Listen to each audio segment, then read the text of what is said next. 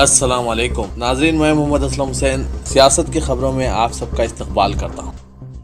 पाकिस्तान के साबिक वज़ीर-ए-आज़म इमरान खान की ज़िंदगी पर मबनी कंटर ज़बान की किताब की रस्म इजरा को बेंगलुरु में बाज़ हिंदू तंजीमों के एहतजाज के बाद मुलतवी कर दिया गया। इस किताब को Imran Khan a living legend का नाम दिया गया था।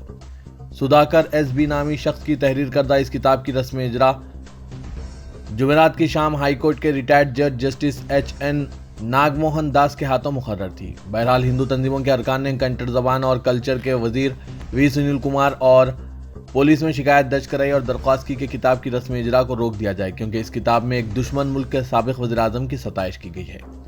बाद इस तकरीब के मुंतज़मीन से कहा गया है कि वो इसे मनसूख कर दें। सुधाकर ने PTI को बताया कि किताब की रस्म इजरा मनसूख कर दी गई है। डायरेक्टर ने हमसे कहा था कि तकरीब को मनसूख कर दिया जाए। हिंदू जन जागृति समिति के तर्जुमान मोहन गौड़ा ने मीडिया को बताया कि पुलवामा हमले की याद दहानी कराई, जिसमें 43 हिंदुस्तानी फौजी हलाक हुए थे और यह हमला इमरान खान के ही दौरे हुकूमत में हुआ था। उन्होंने कहा कि पाकिस्तान के वज़ीर-ए-आज़म की हैसियत से इमरान खान भी कश्मीर में दहशतगर्दी को फ़रोग़ देने और मुखालिफ हिंद मुहिम जारी रखने में मुलविस थे। मरकजी वज़ीर दाखिला अमित शाह ने आज इस बुनियाद पर कई गैर सरकारी तंजीमों यानी NGO को लाइसेंसों की मनसूखी और बैरूनी एहतियात को बाकायदा बनाने के कानून FCRA को मजबूत बनाने को हक बजानिब करार दिया कि बाज़ NGOs मजहब की तब्दीली, मुल्क दुश्मन सरगर्मियों और फंड्स के बेजा इस्तेमाल में मुलविस हो रहे थे। उन्होंने आज हरियाणा के सूरजखंड में वज़ीर दाखिला के इजलास से खिताब करते हुए कहा कि बाज़ गैर सरकारी तंजीमें मुल्क दुश्मन सरगर्मियों की तशहीर में FCRA का बेजा इस्तेमाल कर रही थी और शर्मनाक तौर पर मजहब की तब्दीली में भी मुलविस हो रही थी। वो मुल्क की तरक्की की राह में रुकावटें पैदा कर रही थी। मरकज ने ऐसी तंजीमों के खिलाफ सख्त कार्रवाई की है।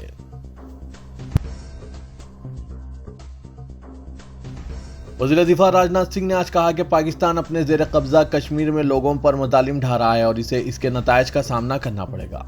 पाक मकबूजा कश्मीर को वापस लेने का इशारा देते हुए मरकजी वजीर ने कहा कि मकबूजा कश्मीर के हिस्सों कुलगित और बुल्तिस्तान तक पहुंचने के बाद दोनों मरकजी ज़ेर इंतज़ाम इलाकों जम्मू कश्मीर और लद्दाख की मजमूई तरक्की का निशाना हासिल किया जाएगा। राजनाथ सिंह ने शौर्य दिवस तकरीब से खिताब करते हुए कहा कि हमने अभी अभी जम्मू कश्मीर और लद्दाख की तरक्की का अपना सफ़र शुरू किया है। जब हम गुलगित और बुल्तिस्तान तक पहुंचेंगे तो अपना निशाना हासिल करेंगे। मकबूजा कश्मीर के अवाम पर पाकिस्तान की ज़्यादतियों का हवाला देते हुए वज़ीर दिफा ने कहा कि पड़ोसी मुल्क को इसके नतायज का सामना करना पड़ेगा। इंसानी हुकूक के नाम पर मगरमच्छ के आंसू बहाने का पाकिस्तान पर इल्ज़ाम आयद करते हुए वज़ीर दिफा राजनाथ सिंह ने कहा कि पाक मकबूजा कश्मीर के अवाम का दर्द सिर्फ इन्हें ही नहीं बल्कि हमें भी तकलीफ देता है।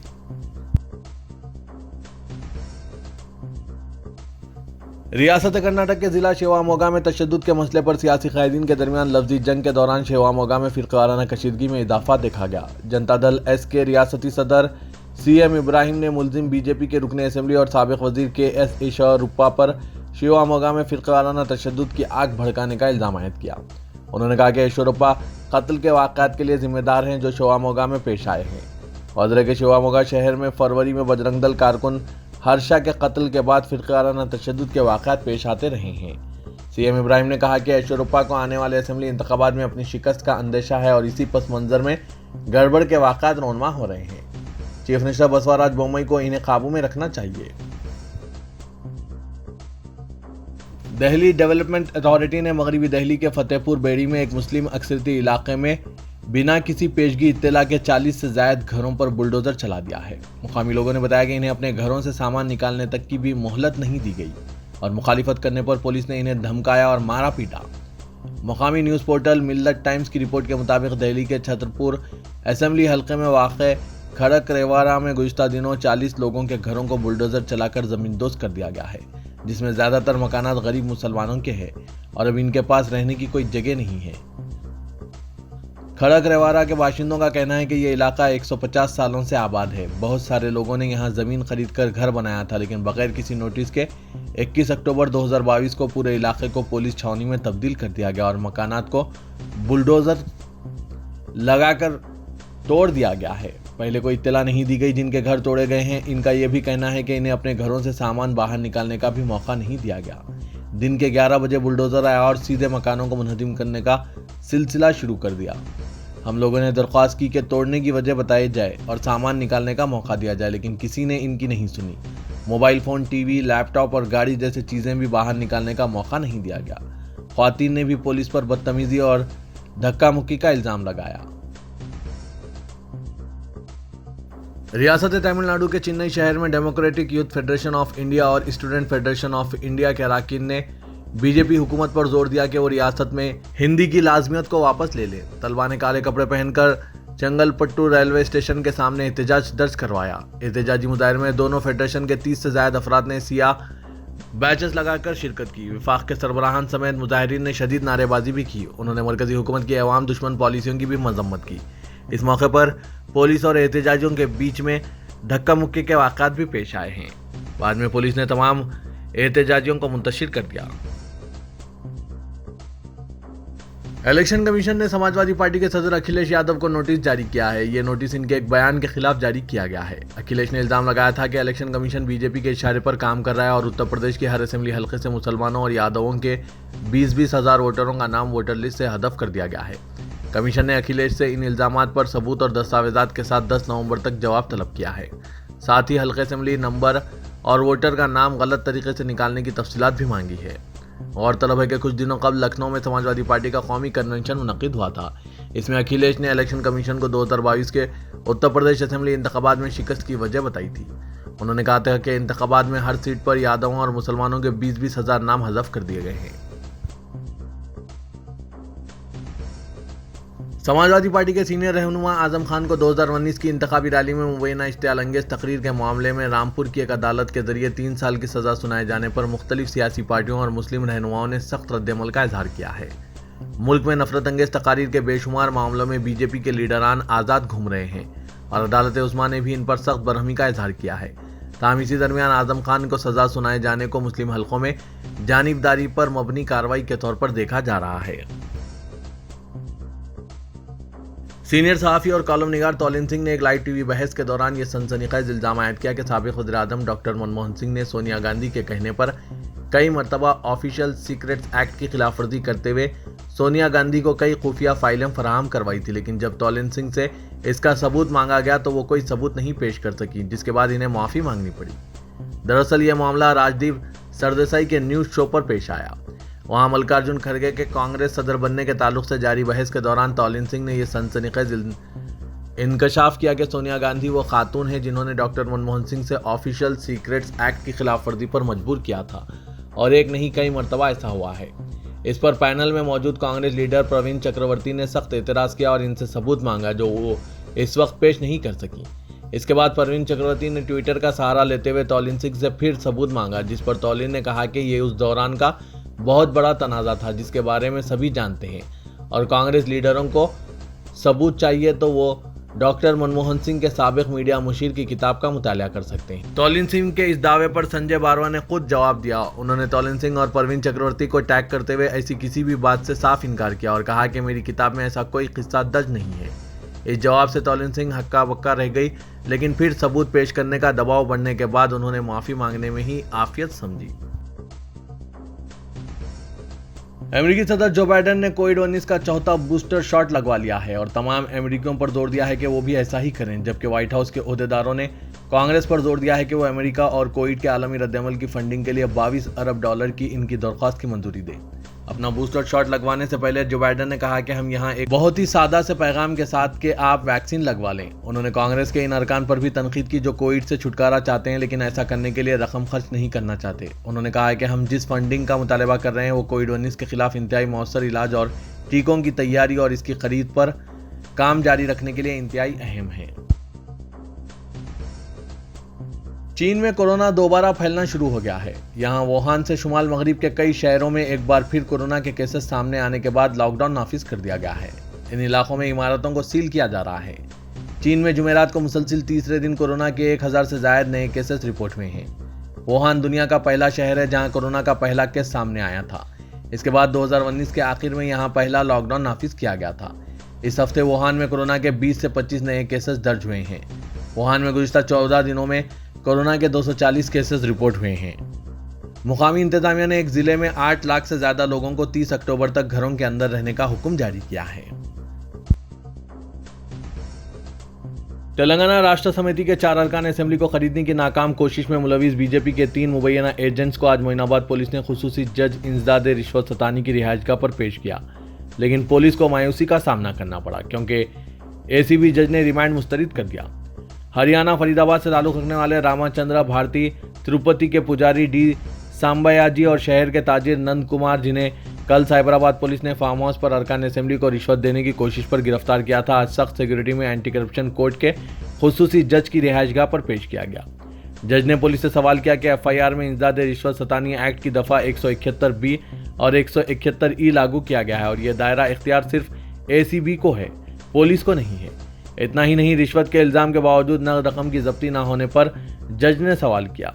इस बुनियाद पर पुलिस की जानिब से तीनों मुल्जिमीन के रिमांड की दरख्वास्त कबूल करने से इनकार कर दिया, जिसके बाद पुलिस पसोपेश का शिकार हो गई। समझा जा रहा है कि इन अहकाम के बाद Cyberabad police anti corruption bureau को मुकदमा मुंतकिल करने गुजारिश करेगी। वाज़ेह के 26 अक्टूबर को महीनाबाद पुलिस ने तांडू रुकने असेंबली पायलट रोहित रेड्डी की शिकायत पर रामाचंद्रा उर्फ सतीश शर्मा, नंद कुमार और साम्या जी के खिलाफ ताज़रात हिंद की दफ़ा 120 बी मुजरिमाना साजिश व इंसदाद रिश्वत सतानी एक्ट के तहत मुकदमा दर्ज किया था। कांग्रेस के कायद राहुल गांधी ने बीजेपी और टीआरएस को एक ही सिक्के के दो रुख करार दिया। एक फिरका परस्त है और दूसरी मफाद परस्त होने का दावा किया। दोनों जमातें मिलकर काम कर रही है। पार्लियामेंट में मरकजी हुकूमत की जानिब से पेश करदा तमाम बिल्स की टीआरएस ने तायीद की है।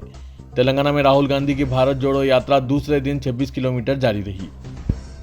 वाज़ेह के 3 दिन के वक्फे के बाद राहुल गांधी की पदयात्रा का दोबारा आगाज हुआ। आज की पदयात्रा खत्म होने के बाद जिला नारायणपेट के धनवारा मंडल में मुनक्किदा एक प्रेस कॉन्फ्रेंस से खिताब करते हुए राहुल गांधी ने कहा कि मुल्क नाजुक दौर अफरा तफरी की हालत में मईशत तबाही के दहाने पर है। रुपए की कदर घट रही है, बेरोजगारी की शरह में इजाफा हुआ है, फिरका परस्ती को फरोग देते हुए अवाम को बांटने की कोशिश की जा रही है। उन्होंने कहा कि मुल्क में अमन व अमान कायम करने, समाज के तमाम तबकात में इत्तेहाद पैदा करने वो भारत जोड़ो यात्रा शुरू किए हैं, जिसके सियासी अगराज व मकासिद नहीं है। इनकी पदयात्रा का तेलंगाना के अवाम बड़े पैमाने पर खैर मकदम कर रहे हैं और मेरे शुरू करदा मिशन को कामयाब बनाने, मेरे कदम से कदम मिलाकर चलने में जोश व खरोश दिखा रहे हैं, जिस पर वो तेलंगाना के अवाम से इज़हार तशक्कुर करते हैं। राहुल गांधी ने कहा कि तेलंगाना की टीआरएस हुकूमत अवाम की तौक़्क़ात को पूरा करने में नाकाम हो गई है। तेलंगाना हाईकोर्ट ने पब्स मालिकान और इन पब्स के इंतजामियों से पूछा है कि पब्स में रात 10 बजे के बाद म्यूजिक के इस्तेमाल पर तहदीदात आयद करने से इनके बुनियादी हुकूक की खिलाफ वर्जियां किस तरह हो रही है। हाईकोर्ट ने कहा कि 2005 में सुप्रीम कोर्ट ने रूलिंग दी थी कि रात 10 बजे से सुबह 6 बजे तक लाउड स्पीकर्स और म्यूजिक सिस्टम्स का इस्तेमाल नहीं होना चाहिए। तो फिर हाईकोर्ट के इस फैसले को किस तरह उलट सकता है। जस्टिस के ललिता ने पब्स में रात के औकात में म्यूजिक के इस्तेमाल पर आयद तहदीदात में नरमी करने के दाखिल करदा दरख्वास्तों पर ये रिमार्क्स किए। जस्टिस ललिता इन दरख्वास्तों पर भी समाअत कर रही हैं जिनके जरिए जुबली हिल्स के रिहायशी इलाकों में चलाए जा रहे पब्स पर कंट्रोल करने की इस्तदा की गई है। दूसरी दरख्वास्त पब्स के मालिकान ने भी दाखिल की। पब्स मालिकान की तरफ से पेश होते हुए सीनियर वकील चंद्रा सेन रेड्डी ने अदालत से कहा कि मुतालिका कानून के कवायद का सिर्फ पब्स पर ही इस्तेमाल नहीं होता, जबकि थिएटरों में भी रात 2 बजे के बाद तक जोरदार आवाज़ में म्यूजिक सिस्टम बजाया जाता है। तो फिर सिर्फ पब्स पर ही तहदीदात क्यों आयद की गई है और इन्हें 10 बजे शब कारोबार बंद कर देने की हिदायत की गई है। उन्होंने बताया कि इनके मौकिलीन कमर्शियल जोन में पब्स चलाते हैं और इसलिए इन्हें तहदीदात में नरमी दी जानी चाहिए। बीजेपी के रियासती सदर बंडी संजय कुमार ने टीआरएस के 4 अरकान असेंबली को खरीदने से मुतालिक हुक्मरान जमात के इल्जामात मुस्तरद कर दिए और कहा है कि इस पूरे मामले में चीफ मिनिस्टर के चंद्रशेखर राव का जहन कार फरमा है। उन्होंने कहा कि वो बीजेपी की बेगुनाही साबित करने के लिए जिला यादाद्री भोंगिर की एक मशहूर मंदिर में कसम खाने के लिए तैयार हैं। मोंगुड असेंबली हल्के के ज़मीनी इंतखाब और नतीजे के बाद रियासती वक्फ बोर्ड में मुस्तकिल चीफ एग्जीक्यूटिव ऑफिसर के तकर्रुर का इम्कान है। चीफ सेक्रेटरी सोमेश कुमार ने मुख्तलिफ शिकायतों का जायजा लिया। चीफ सेक्रेटरी से मुख्तलिफ तंजीमों और अवामी नुमाइंदों ने शिकायत की कि अरसे से वक्फ बोर्ड में मुस्तकिल चीफ एग्जीक्यूटिव ऑफिसर नहीं है। इंचार्ज CEO शाहनवाज कासिम की खिदमात भी बोर्ड ने वापस कर दी है। चीफ सेक्रेटरी ने सेक्रेटरी अखलेदी बहबूद अहमद नदीम से तफसीलात तलब किए हैं। वक्फ बोर्ड के सदर नशीन मसीउल्लाह खान और अरकान ने भी चीफ सेक्रेटरी से मुस्तकिल CEO के तकर्रुर से मुतालिक नुमाइंदगी की थी। चीफ सेक्रेटरी ने बताया कि वो इस ज़िम्मन में तमाम मालूमात से चीफ मिनिस्टर के चंद्रशेखर राव को वाकिफ करवाएंगे और 6 नवंबर के बाद नए CEO के तकर्रुर से मुतालिका फैसला किया जाएगा। फिलहाल सदर नशीन और बोर्ड के अरकान की मर्जी के खिलाफ शाहनवाज कासिम इंचार्ज CEO की हैसियत से अपनी खिदमत अंजाम में दे रहे हैं। हुकूमत के जानिब से तकर्रुर करदा इंचार्ज CEO की हैसियत से शाहनवाज कासिम की खिदमत को वक्फ बोर्ड के मेंबर्स कबूल करने से इनकार कर रहे हैं। शायद इन्हें अपने हिसाब से इनके काम अंजाम देने वाले CEO का तकर्रुर होना चाहिए। वाज़ेह के वक्फ बोर्ड में कई धांधलियां मौजूद हैं।